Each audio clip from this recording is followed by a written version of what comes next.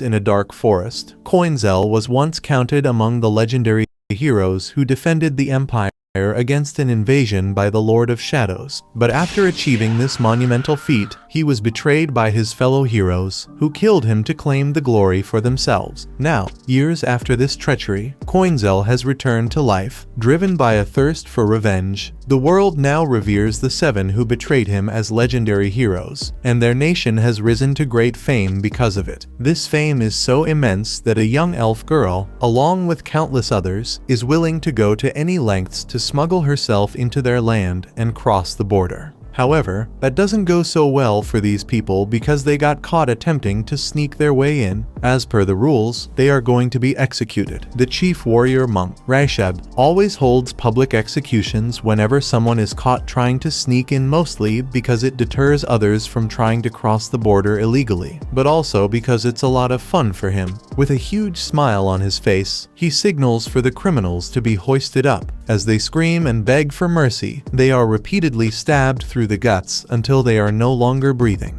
Rasheb then reminds all the spectators that they can legally cross the border if they obtain a travel pass from him. Although applications do require some incentives to be approved, with the execution now complete, Rasheb heads backstage to rest. However, upon arriving, he discovers one of his men holding the little girl from earlier. A soldier explains to Rasheb that the girl was caught trying to hide inside one of the merchant's crates. The girl attempts to excuse her actions, claiming it was all an accident, but Rasheb isn't convinced. He's about to order another round of executions when Coinzel appears, chastising Pipi for wandering off on her own. The soldiers, caught off guard, momentarily release Pipi, but before Coinzel can leave with her, he's stopped and questioned about his identity. Claiming to be Pipi's brother, Coinzel faces immediate skepticism from Rasheb, who points out they look nothing alike. Regardless of whether they're truly siblings, Rasheb decides it's irrelevant, as both will face execution in the next round. Coinzel realizes that he's not going to be able to talk his way out of this one, so he's about to draw his sword, but just before he does, a man sneaks up behind him and Pipi and yanks them into the air. He scolds the two and acts as if he knows them before apologizing to Rasheb for all the trouble they caused. Rasheb normally wouldn't let this slide, but Wide gives him some gold coins to let them go, so Rasheb decides to ignore the rules just this once. One of the soldiers can't believe Rasheb would really let stowaways go, but Rasheb has full authority here, so he doesn't have to listen to his subordinate. After Rasheb and the soldiers leave, Pipi expresses her gratitude to Wide for saving her, only to get a smack on the head from Coinzel. Coinzel had no intention of getting involved with Pipi, but was hiding in the ox cart behind her. When she was caught, it exposed his hiding place as well. Wide turns to Coinzel and Pipi, criticizing their sloppy plan of sneaking across the border by hiding in cargo. He points out that such careless attempts will only lead to failure.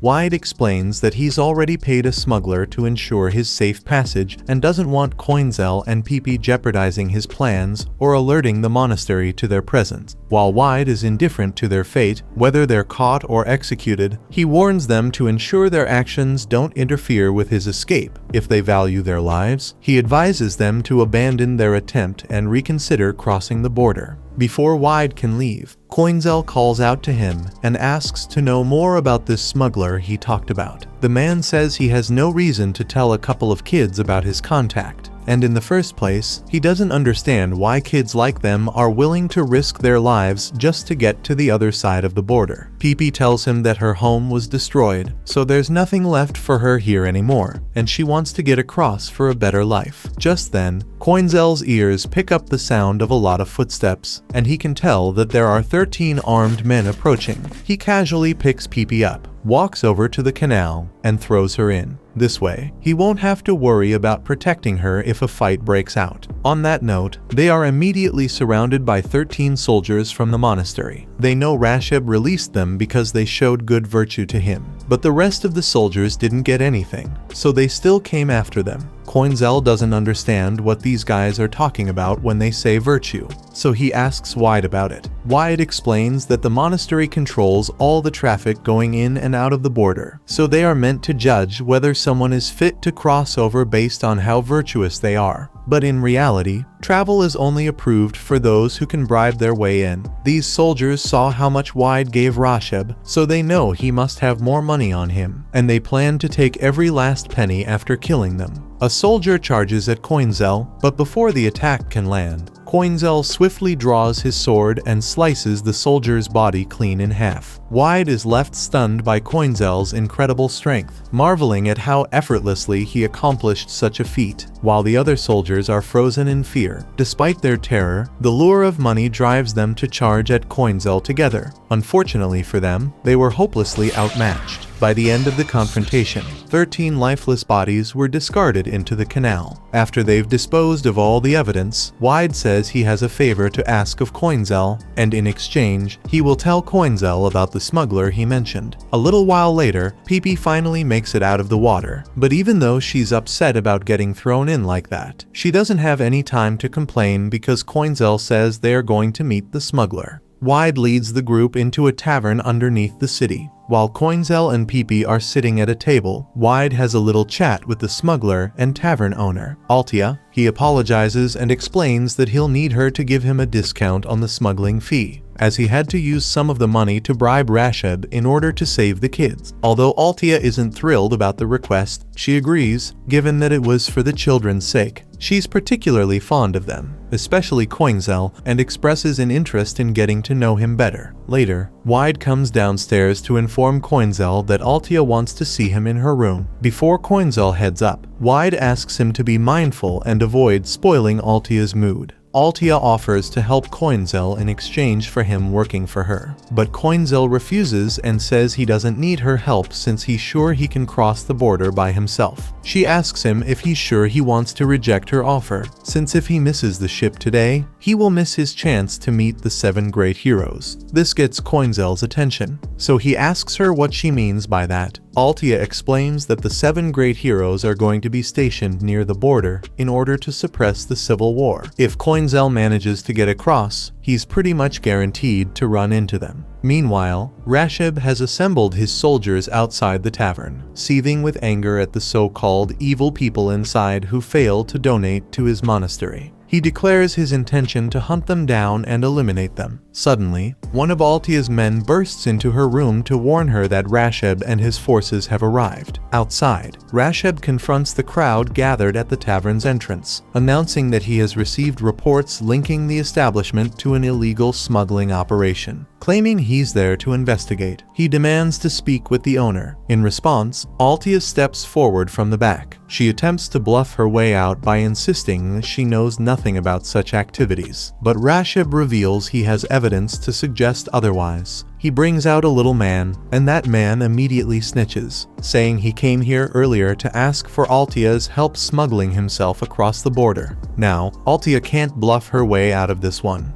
So Rasheb is quite pleased with the man's snitching. But snitches get stitches, so Rasheb kills the guy anyway. Since they now have confirmation that this place is a smuggling operation, Rasheb orders his men to kill everyone present. A massive fight breaks out, and in the process, Rasheb manages to grab a hold of Pepe. He recognizes her as the girl from this morning, and even though he spared her that time, he's going to have to kill her to set an example here. Wide realizes he can't reach Pepe in time to save her, but just as Rasheb is about to strike, Coinzel suddenly drops down from the ceiling, crushing several of Rasheb's men and startling him enough to release Pepe. Rasheb is shocked that Coinzel would dare to kill soldiers of the monastery, as defying them is equivalent to challenging one of the 7 heroes, Landgrave. But that's precisely what Coinzel intends to do. When one of the soldiers charges at him, Coinzel effortlessly cuts him down, displaying his overwhelming strength. Altia watches in astonishment, realizing Coinzel is far more powerful than she had assumed. Once the fight is over, Coinzel calmly walks over to check on the others and asks if Pepe is alright. Thankfully, she's only unconscious and will recover after some rest. Since she's alright, Coinzel doesn't really see a reason to keep killing, so he decides to let Rasheb run away. Once he gets out of there, Rasheb is infuriated by the fact that all of his soldiers were annihilated by a single boy. If the monastery hears about this, then his position as chief might be revoked. He decides to take drastic measures so he can regain his honor, which is why as soon as some other monastery soldiers arrive, he declares martial law.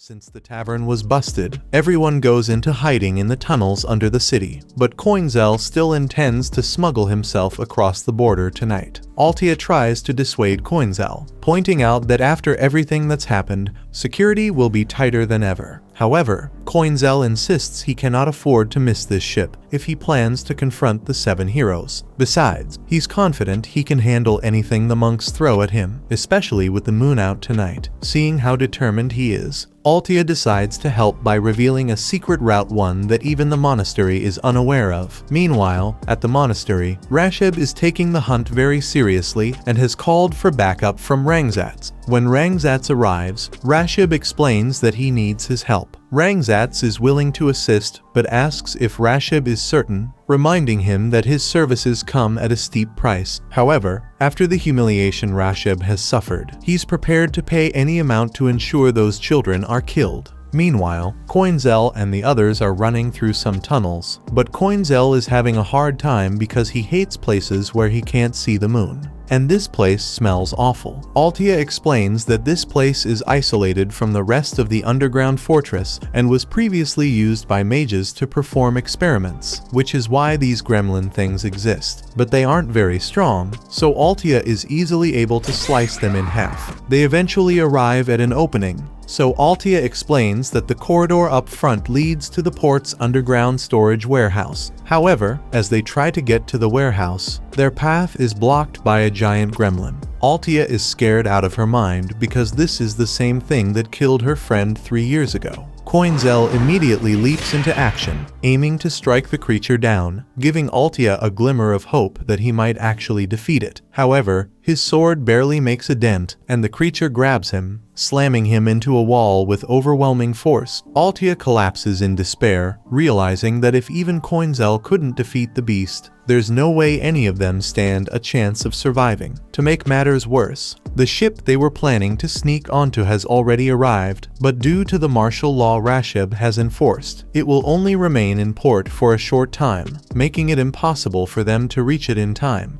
While Altia resigns herself to defeat, Wide refuses to give up. With unfinished business driving him forward, he resolves to keep fighting as long as he still has breath in his body. He uses one of his rings to wrap around the gremlin's leg and pulls on it to knock him over. The gremlin gets back up and tries to punch him, but Wide dodges and manages to use one of his rings to strike the gremlin's head. It looks like Coinzel's earlier attack managed to weaken it because a crack appears on the gremlin's forehead, so Wide thinks he might actually have a chance of defeating it. Unfortunately, immediately after he says that, he gets grabbed and knocked into a wall, so he won't be able to fight anymore. Now nothing can stop the gremlin from killing them all. But just when all hope is lost, a bright light begins to shine from the spot where Coinzel got knocked out. Moments later, Coinzel is back on his feet. He thanks the gremlin for its earlier punch, explaining that it opened a hole in the ceiling, allowing him to see the moon again, which has completely restored his strength. Now at full power, Coinzel is ready to fight. The gremlin attempts to crush him, but Coinzel is too fast, leaping out of the way and slicing into its head. The gremlin scoffs, declaring that such a weak attack won't be enough to defeat it. However, in the very next moment, its entire body splits cleanly in half. With the gremlin dealt with, Coinzel turns to Wide and tells him to stop wasting time and get back on his feet. They need to move quickly if they want to catch the airship. Just as they're about to leave, Coinzel senses an attack approaching. He quickly warns the others, and moments later, a massive blast obliterates the gremlin's body entirely. The source of the attack is revealed to be Rangzats, wielding his powerful magic sword. Confident in Rangzats's abilities, Rasheb is certain that he can finally put an end to Coinzel once and for all.